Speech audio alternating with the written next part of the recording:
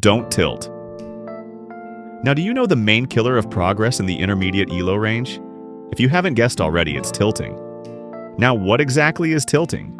It is simply when you are angry as and all you want to do is just get one win as fast as possible, which, to nobody's surprise, results in you losing a lot. The reason is because you are usually very impatient and just want a quick win to regain your elo points, so you just blitz out moves, just frustrated trying to win. Now, to actually get past these periods of destruction, you're going to have to stop tilting. Now, I get it. Losing a chess game is not fun. Like, actually, it might be one of the most aggravating things ever, after losing a few in a row. But instead of tilting and losing even more games, just relax and step back from playing that day, and just take a walk or something. Or instead, you could even play unrated chess. Manage your time. Don't lie, you have been in a situation where you are completely winning, like genuinely you could not lose this position. However, before you are able to play the checkmating move, you lose on time. Yeah, not fun. So this was caused by poor time management, which means you probably spent way too much time on a simple move, or too little time on an important one. So how do we manage our time effectively? To do that, first you have to follow a simple rule. The rule is to have around the same time as your opponent. The longer the game is, the more your time can be different. However, in shorter games like 10-minute chess or 5-minute, a 1 to 2 minute time difference could be catastrophic in the endgame. Don't blunder. The classic blunder. A move you play that absolutely wrecks your chance of winning at all. I will genuinely bet, if you are below the rating of 1,700, 99% of games were either won or lost because of a game-deciding blunder. So it's a pretty big issue if you do actually blunder a lot. So the goal with this tip is not to play perfect chess and never blunder again. You simply have to blunder less frequently than your opponent. To do that, you are going to have to employ a trick called the blunder check. This is a simple check to see if you are about to blunder. First step, is any of my pieces hanging? Looks good. Now, is my king in danger? Doesn't look like it. So you can play your move. These two simple questions can reduce at least 50% of your blunders. For example here, moving the queen here to try to checkmate the king looks like a good move, doesn't it? Well, it actually blunders mate in one. However, if you check to see if your king was in danger, you would have stopped the checkmate. Do puzzles. Now you're probably going to say, well, I do puzzles. I do 1,000 every day, noob. I unsubscribe. Okay, let me explain. First of all, if you are watching this and you are in the 4-digit elo, you probably do some puzzles. But most people don't do them right. First, people focus way too much on speed and not so much on accuracy. This is a huge mistake, and it is better to focus more on accuracy than speed.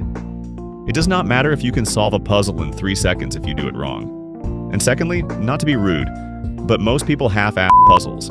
They don't actually focus and lock in, which is a big mistake. Actually get the brain working on the puzzle and let everything else just disappear. So the conclusion is, focus on accuracy more than speed, and lock in while solving puzzles. Follow CCA. Now what the is CCA? So basically, it's a system of thinking to spot enemy mistakes and also your own. Basically, it's a better kind of blunder check. It stands for checks, captures, and attacks.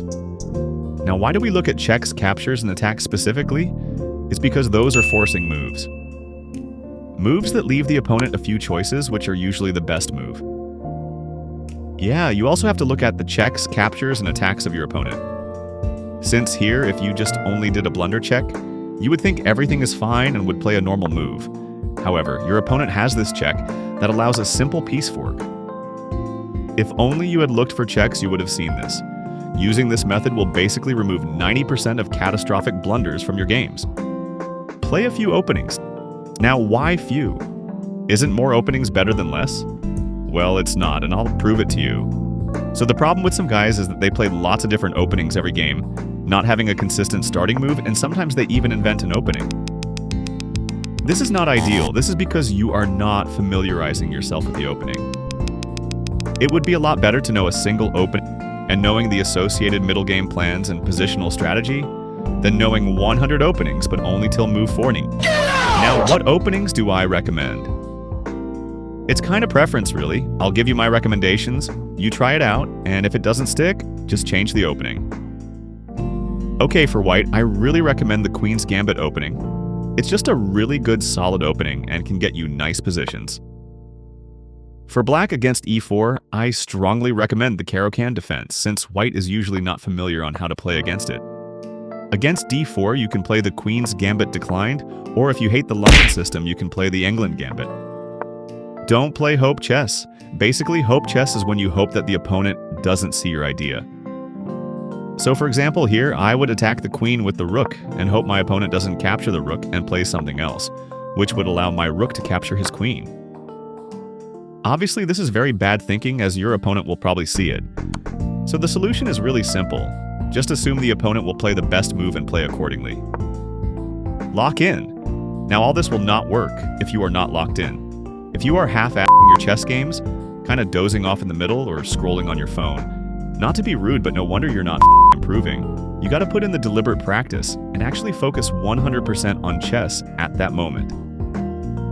I mean, obviously it is just a game and you still gotta have fun playing it, but that doesn't mean you can start scrolling on your phone or start gooning. So if you take away just one thing from this video, it is that the most important thing to improve at the game of chess is not some chess trick or tip or opening or gambit or whatever. The most important thing is to give it your 100% and have fun. Now, if you made it here, be sure to give a thumbs up and a subscribe, as it really helps me put high quality content for you guys. And as always, thanks for watching.